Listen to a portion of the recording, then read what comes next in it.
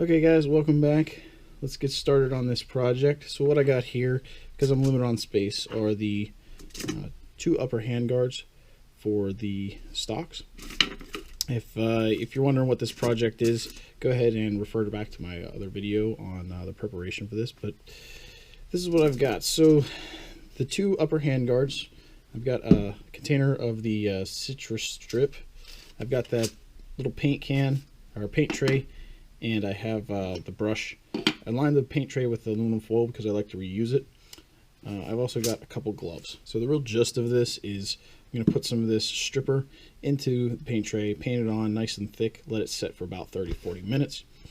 While I'm doing that, I also have over on a little metal work table the stocks suspended. I'll roll in a picture of what those look like before, during, and after, just so you guys can see the progress on that as well. Just kind of limited on space, and I don't want to get it too long with this. So let's go ahead and don some gloves and get started with this. So as you see, I've used this before. I like to give it a little shake just because it kind of congeals on it. Notice I put the aluminum foil down. I've kind of taped it down in place so it doesn't move around. I highly recommend lining whatever workbench you're on. Even the metal one I've got over in the corner, I've got that lined as well with aluminum foil. I'm not going to worry too much about the inside portion of this. I am going to get these bottom rails here. But, you know, with my brush, I'm just going to take a nice big glob of it and kind of glob it on. You don't want to go too thin. Too thick obviously doesn't help, and it's kind of a waste. Notice I am putting it on thick along the rails here. A lot of the oil and stuff likes to sit on those bottom parts, so I put it on a little bit thick. It is a little bit of a messy job, so like I say, just watch what you get it on. It is neutralized by water. I've used this paintbrush for the chairs in the kitchen and whatnot, so you can just rinse off the stuff, if you will. It smells a lot like Orange Tang, the drink stuff that I used to get. I'm sure it's still available, but it's exactly what it smells like. All right. So while that's setting up, I'm going to go do the stocks over on the table, and I'll show you the removal here in a minute.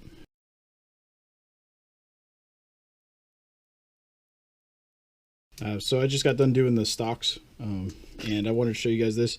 So I used up the rest of the stuff I had in here from pouring it in there, but if you can tell the difference, there is actually some stain coming off. So I'm going to let these set for probably about 20 more minutes, then I'll come back and scrape them off with a old credit card or whatever, and then I'm going to use the little scrubber and some hot water and clean it up a little bit more. Okay guys, we're back. You can see the stripper has dried up on my hands.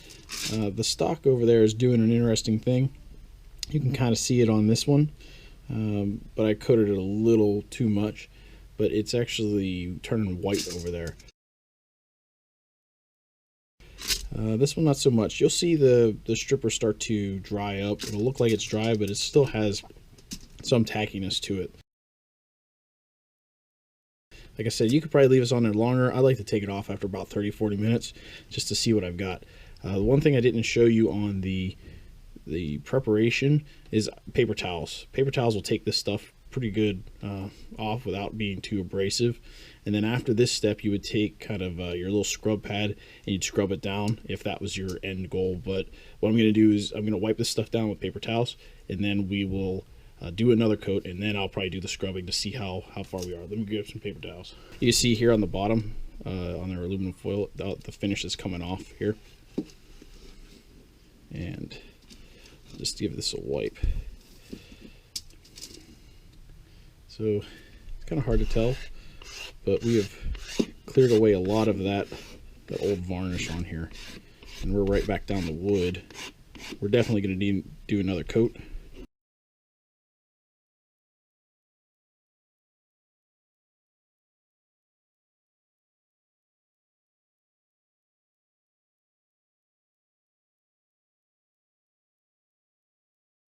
Okay, about 20 minutes later, I got the stocks scraped down and the dehumidifier is running down here, so I'm gonna try to keep this short.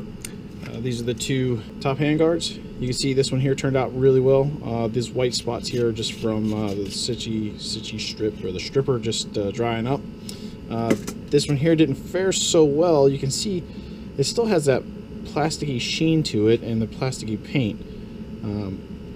This area up here looks like it's wood, but looking at the top of it here, it looks like it's plastic. So I'm guessing just a couple more coats will do it. Let me show you what the actual stock themselves did.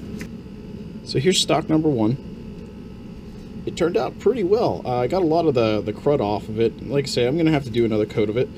This looks really nice. I mean, the one thing you will notice is that your old finishes are going to hide a lot of these dings and dents and stuff.